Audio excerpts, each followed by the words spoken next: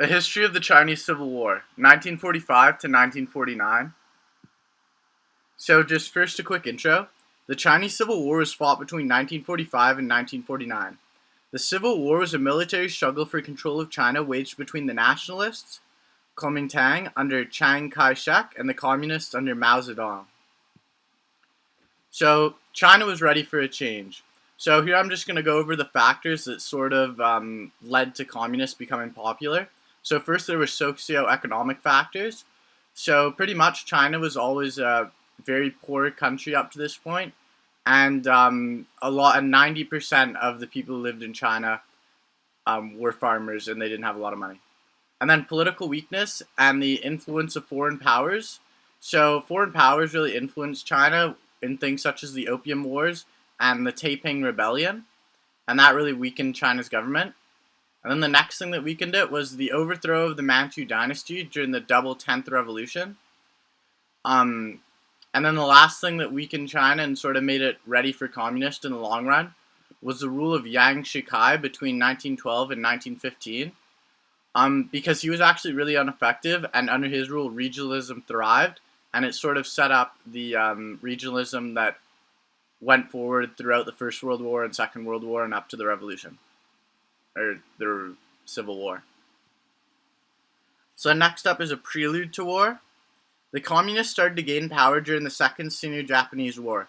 This war was a military conflict that was primarily waged between the Republic of China and the Empire of Japan. It took place between July 7, 1937 to September 2, 1945. China ended up defeating Japan thanks to the aid from both the Soviet Union and the United States. During the Second Sino-Japanese War, China was divided into three regions: Nationalist China under the control of the government, Communist China, and the areas occupied by Japan. Each was essentially pitted against the other two, although the Chinese military forces were allied under the banner of the United Front. Even though China won the war, it was not all sunshine and rainbows. By the time Japan accepted the surrender terms at the Potsdam Declaration of August 14, 1945, China had endured decades of Japanese occupation and 8 years of brutal warfare. Millions had perished in combat, and millions more had died as a result of starvation or disease. This suffering left many less fortunate Chinese ready to give communism a try, and the Civil War started soon after the end of World War II. So next up, it begins. During the months at the end of World War II, it seemed like peace might win out. It initially appeared that a negotiated settlement between the nationalists and the communists might be possible. Even before the Japanese surrendered had been finalized, nationalist leader Chiang Kai-shek had issued a series of invitations to the communist leader Mao Zedong to meet with him in Chongqing to discuss reuniting and rebuilding the country. On August 28, 1945, Mao, accompanied by American ambassador Patrick Hurley, arrived in Chongqing. On October 10, 1945, the two parties announced that they had reached an agreement in principle to work for a united and democratic China. They even said that they would form a pair of committees to further discuss about unification. Unfortunately, shortly after this conference, fighting broke out between the communist and national forces.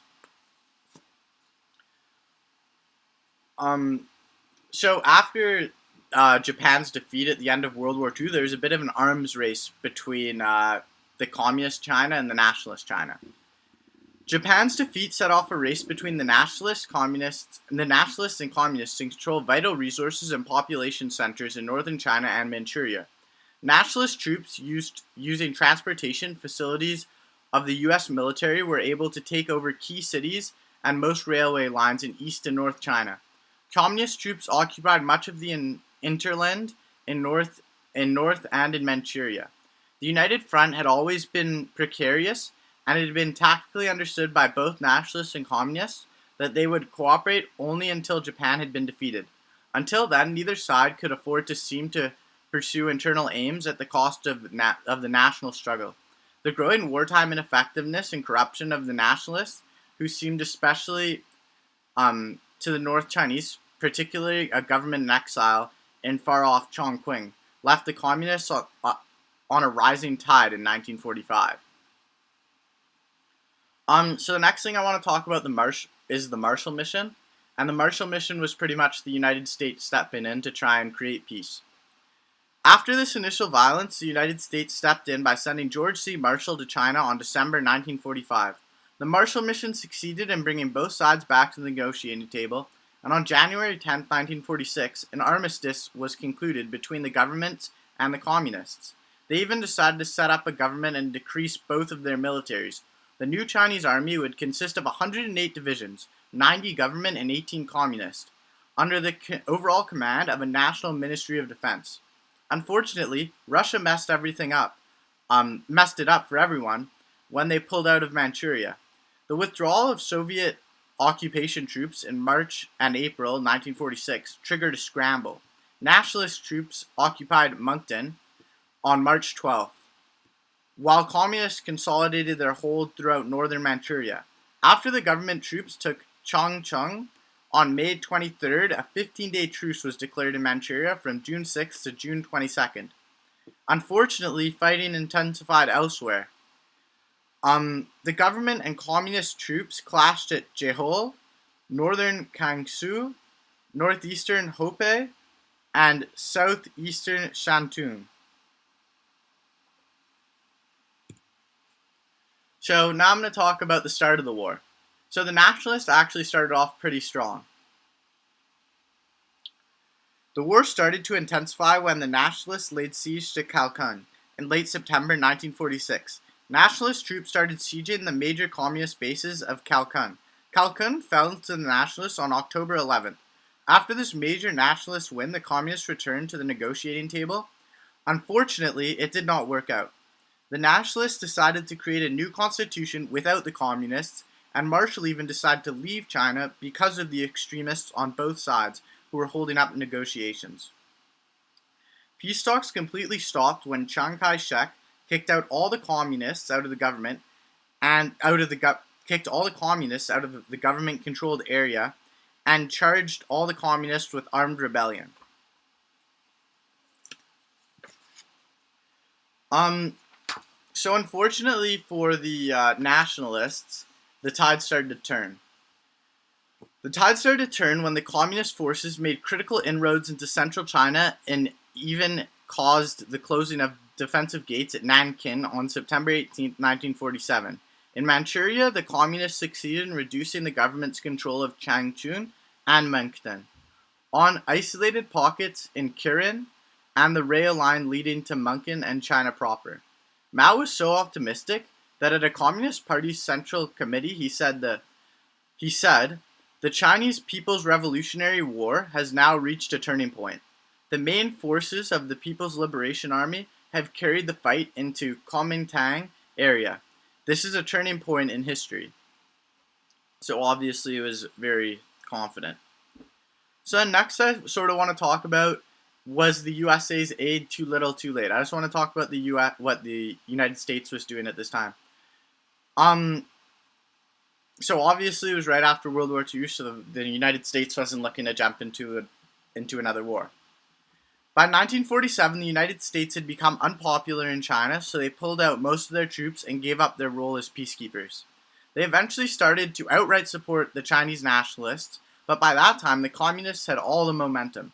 By early 1948, the nationalist military positions had degraded to the point that it had lost the initiative on all major fronts. Even worse, it was gradually losing its superiority in numbers, equipment, and training, having destroyed or blocked the overland supply routes of the government to its Manchurian post and major centers in North China. The communists under Zheng Linbai struck at weak points along nationalist lines. As 1948 progressed, they steadily pushed the nationalist army out of Manchuria and North China, and in several instances, communist victory was hastened by defections among government forces. In Manchuria, the communists took Kirin on March 12th, Qinghaisan on October 15th, Changchun on October 20th, and Mukden on October 30th. With the capture of Mukden, the surrender of the city's 140,000 men garrison, Manchuria operations virtually came to a close. The communists even managed to recapture their former capital of Yahan on April 22, 1948. Communist-held territories had increased from about 1/10 of China in early 1946 to one-third in late 1948. The continuous communist offensive cut off nationalists from natural resources, paralyzed their communications and commerce in the war zones, and it intensified the financial crisis in government-held areas. Public morale was further lowered as the nationalist government failed to check inflation and soaring living costs. The nationalists had financed much of their war effort by simply printing more money, and had in the process destroyed the purchasing power of the yen.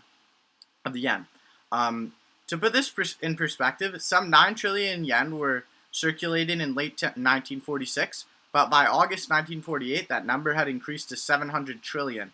The nationalists temporarily stopped inflation by making hoarding and other economic crimes illegal and printing a new currency called the gold yen. Unfortunately, they printed too much of the new currency, and it was soon almost worthless. So I just sort of want to further talk about sort of why the nationalists lost. So there were kind of two major reasons. So first off, the communists had a way more grassroots movement, and that really helped. That really helped them, especially because a lot of their soldiers didn't even need to be paid; they were just fighting for the cause. On the other hand, the nationalist soldiers were prone to switch sides because they weren't getting paid or defect. And then the other thing was that during World War II, when China was fighting Japan, the nationalists made a big mistake because they actually didn't fight Japan that much. They mostly saved their troops in order so that they'd be able to crush the communists later, and they just sort of depended on the United States to fight Japan. But this was a problem because the communists were fighting Japan a lot, and they gained support with the people. And also, by the time Japan surrendered, a lot of the nationalist troops were not as formidable as the Japanese battle-tested troops. So that gave the communist battle-tested troops, and that gave the communists a big advantage. Okay, so next up, I just want to talk about the establishment of the People's Republic of China. So here we go. The communists continued to dominate the war over the next few years until 1949, when Chiang announced his resignation as president of China, and the nationalist leadership passed to Li Sungjian. Li immediately started negotiating with Mao. Unfortunately, they couldn't come to an agreement, and Mao proceeded to take over the rest of China from his capital at Peking. Mao proclaimed the establishment of the People's Republic of China on October 1st, 1949. Within days, the Soviet Union and the Communist bloc recognized it as the legitimate government of China. And by year's end, several other countries had followed suit. Eventually, the nationalists were forced to flee to Taiwan, where they still are to this day. And then right up here, you can see I have a map of Taiwan and China. And the purple is China, or the People's Republic of China, and the orange is Taiwan. So then next up. So then now I just want to go over how devastating the war was. So the cost of war was enormous. Official communist figures counted some 1.5 million dead and wounded among the People's Liberation Army. Some 600,000 nationalist troops were killed in combat, while roughly 3 times that many defected to the communists. Nearly 7 million nationalist troops were captured during the 4 years of combat. Approximately 5 million civilians died as a result of combat, famine, and disease. So obviously, pretty devastating effects. So now I just want to go over what happened after the Chinese Civil War. So the first thing that happened was the Great Leap Forward. The Great Leap Forward took place between 1958 and 1962. This campaign by Chairman Mao to transform the agriculture base of China's society into an industrial one imposed a commune system that organized peasants and forbade private farming. The plan failed to produce the necessary yield, and famine followed, leading to 56 million deaths, including 3 million by suicide. So then after that, the next thing that came about was the Cultural Revolution. The Cultural Revolution took place in 1966. This campaign was initially was initiated by Chairman Mao to erase capitalism and traditional Chinese influences on the People's Republic and introduce the philosophy of Maoism to fill the ideological gaps. Schools were closed, and Chinese youth were directed to take and lead the charge. This resulted in youth gangs known as the Red Guards attacking undesirable citizens. Chaos led to martial law. The Communist Party purges caused almost 1.5 million deaths. So then the next big event was in 1972 when Richard Nixon visited China. And this was actually the first time that any U.S. president had visited China since the Civil War. And then after that, there was the day that Chiang Kai-shek dies. And he died after 26 years of steering Taiwan to legitimacy and attempting to take back mainland China. Chiang succumbed to a heart attack. And then shortly after that, on September 9th, 1976, Mao actually died. Mao died after several heart attacks, and it effectively ended the Cultural Revolution and brought Deng Xiaoping to power for the next 2 decades, pushing out Mao's inner circle known as the Gang of Four.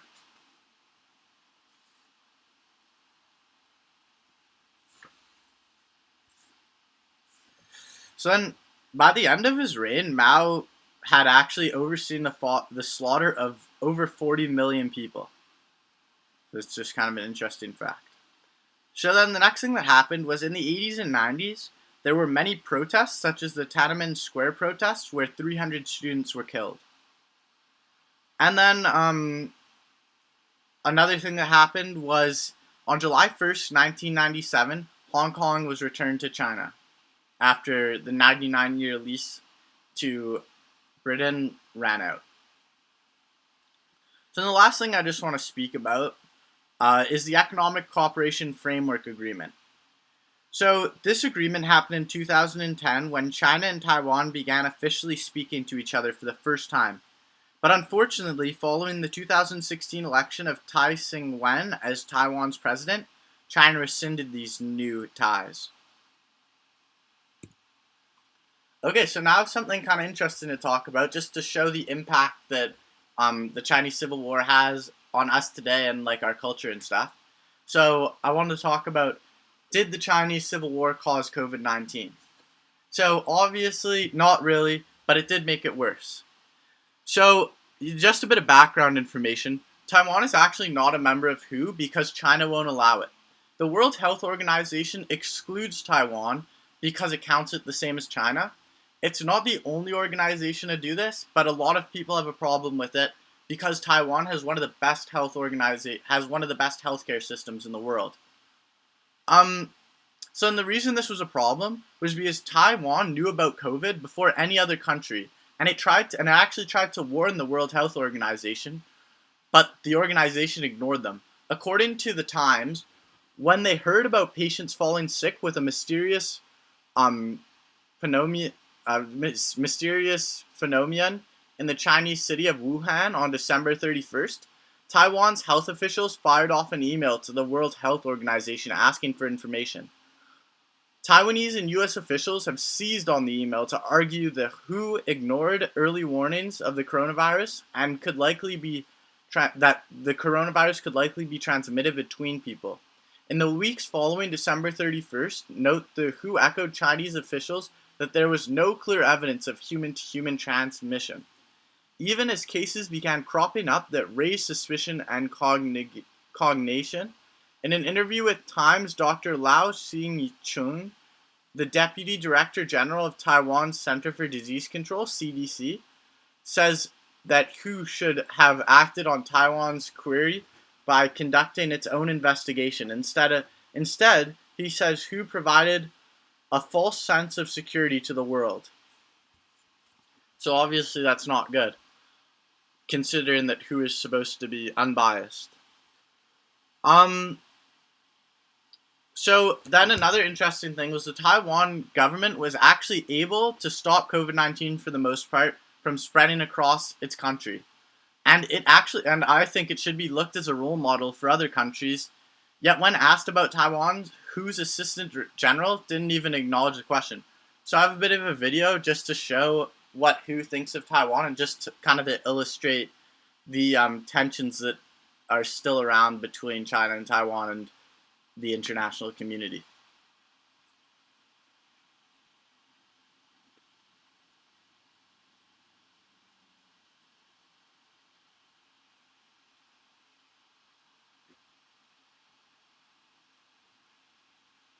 A senior WHO official has raised hackles in Taiwan by appearing to dodge questions about Taiwan's exclusion from the World Health Body.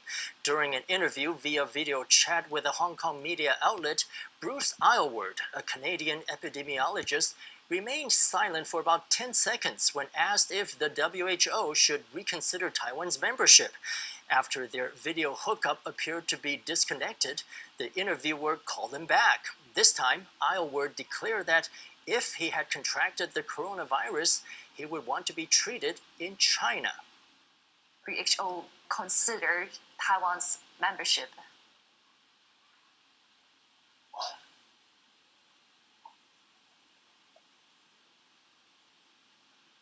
Hello? Sorry, I couldn't hear your question. Okay, yeah. Let me repeat the question. No, that's okay. Let's move to another one then. When Aylward was asked about Taiwan, he stalled for close to 10 seconds and avoided a reporter's question, but the reporter persisted. I'm actually curious on talking about Taiwan as well, on Taiwan's case.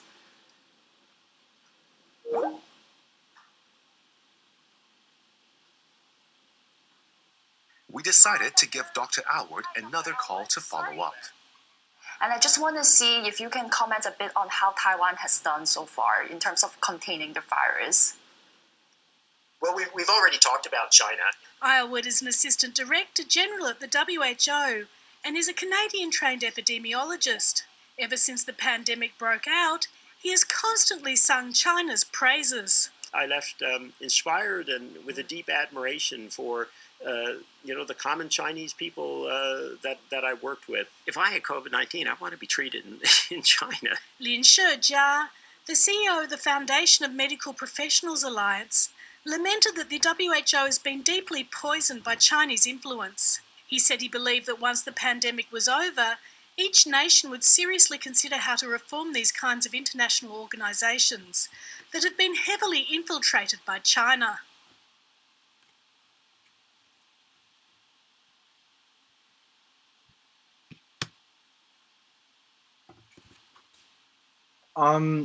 Yeah, so obviously the World Health Organization put out questionable guidance on how to deal. Yeah, so obviously that's not a good thing that China has so much control, and it just goes to show that the ramifications of the Civil War are still going on to this day. And then I just have my work cited. Thanks for listening.